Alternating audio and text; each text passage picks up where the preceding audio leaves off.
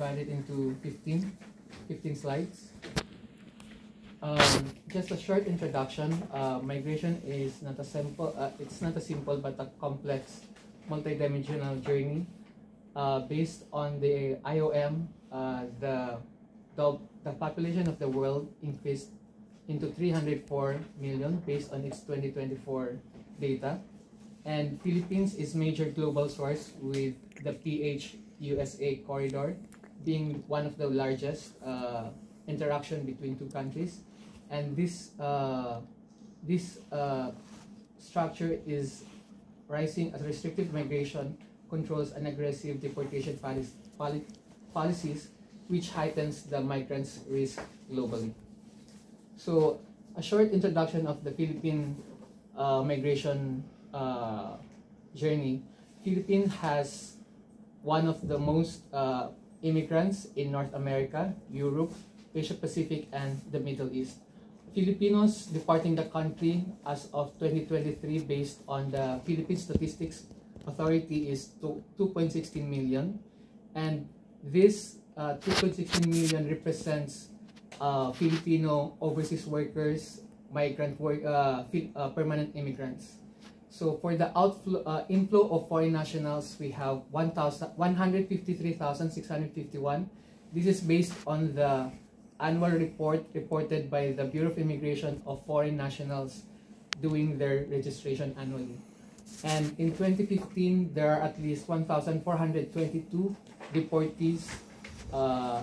Majority of these deportees are POGO related, or the Philippine Offshore Gaming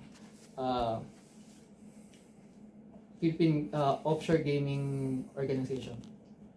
Second is that the governance of the Philippines when it comes to migration. So Philippines is bound by international law, domestic law, and key ASEAN agreements. Example of these are the ASEAN Convention Against Trafficking in Persons, or ACTIP, the ASEAN Consensus on Protection and Promotion of the Rights of Migrant Workers, and the Universal Declaration of Human Rights, and other UN conventions. For the Filipinos departing the country, they are guided by the anti-human trafficking law, also by the Department of Justice departure formalities, and for the inbound passenger, the foreign nationals are guided by the Philippine Immigration Act of 1940 and other related laws. So these two, the inbound and the outbound policies, must be balanced economically, imperative for security mandate. So the Philippines has its own flaws, but it also strives to protect its citizens. So the motivation of the study is that the current research prioritizes economic drivers, which are the remittances and labor, but overlooks the human cost of stability and dignity. So policies in the Philippines view deportation as a single event, but my study argues that it is a process involving alleged deprivation of rights. And the goal of the study is to translate findings into tangible policies improvement for Filipino migrants aspect, to streamline the departure formalities without sacrificing their constitutional right to travel. For foreign national is to expedite deportation case proceedings, and also to reduce the red tape in the government transactions. As a result, this will reduce unnecessary risk for everyone. For the statement of the problem, I have enumerated three here. First is how the legal frameworks or the government-specific rules for moving and staying affect the entire migration journey and legal status of Filipinos abroad and foreigners in the Philippines. Second is what common real scenarios or situation and violation must often change a challenging migration journey into a high deportation risk. And third, what are the current rules and system in which the Philippines or other host countries and inadvertently increasing the risk and difficulties during migrants' journey, or effective in addressing migrant safety and legal status.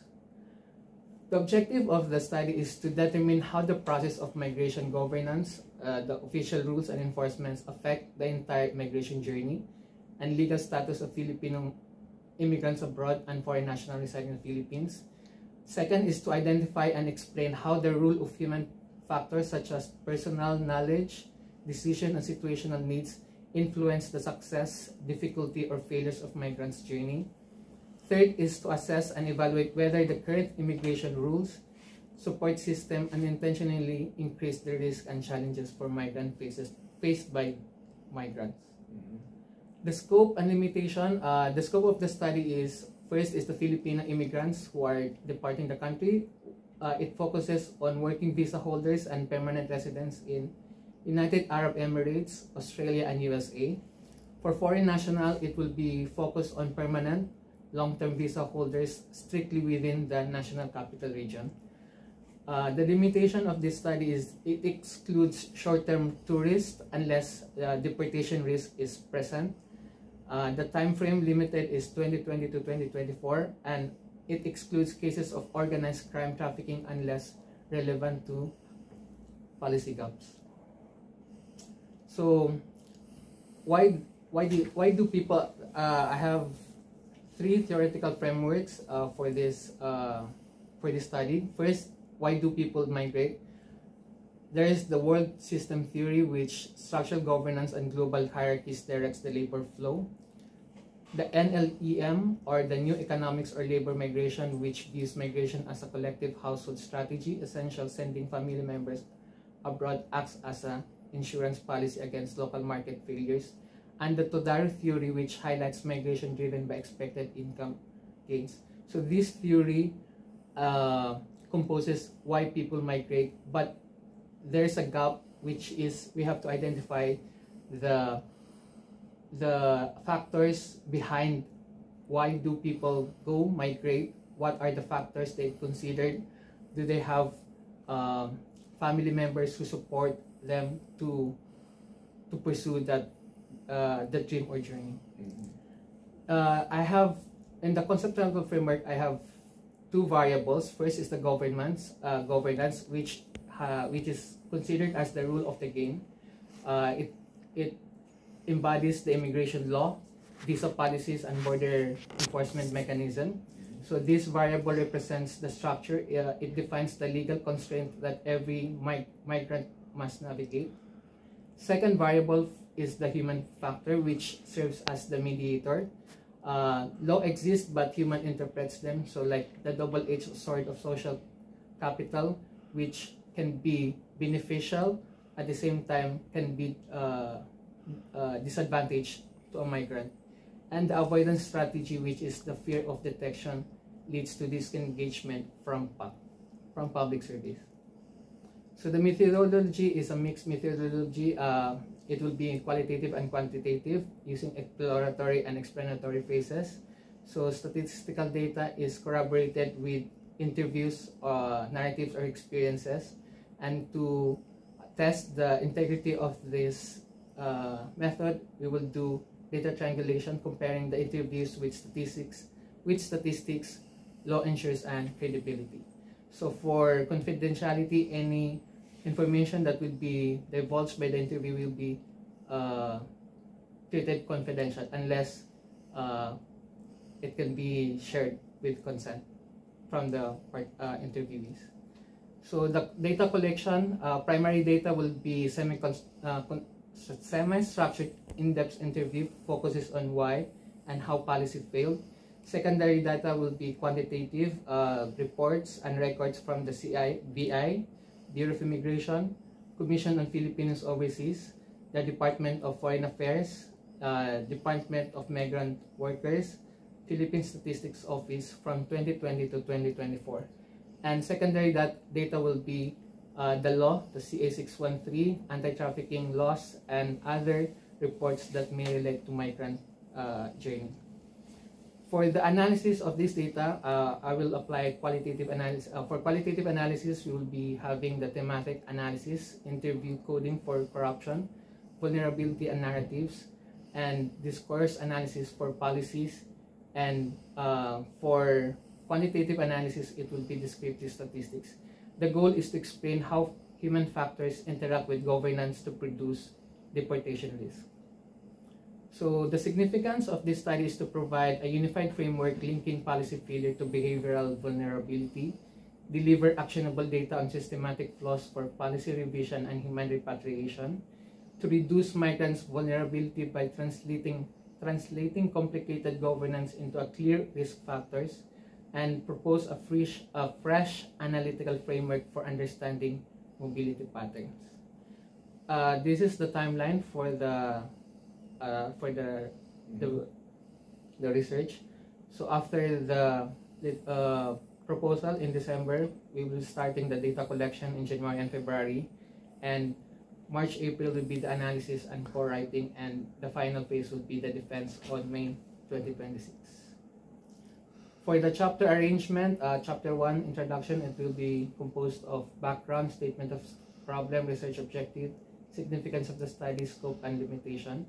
For literature review, the theoretical foundation of migration and government regulation, frameworks, overview of the Philippine Immigration Control and Enforcement Units, socio-behavioral factor influencing migration. 5 is current issues and challenges in migration governance.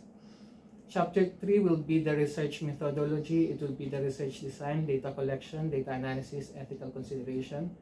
Chapter 4 is the data presentation, analysis, and interpretation, which overview of data collected, respondent profile, pattern of governance and policy, and the summary of chapter.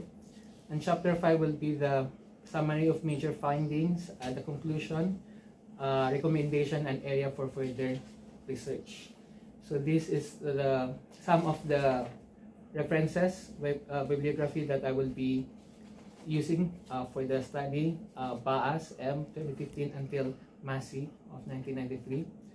For the interview, I have identified 10 participants, 2 Filipino overseas, 2 foreign national, representative from the government, 1 from the Department of Migrant Workers, 1 from the Department of Foreign Affairs, from Commission of Filipinos Overseas, and 3 from the Bureau of Immigration, composed of 1 deportation officer, 1 primary officer, and secondary officer.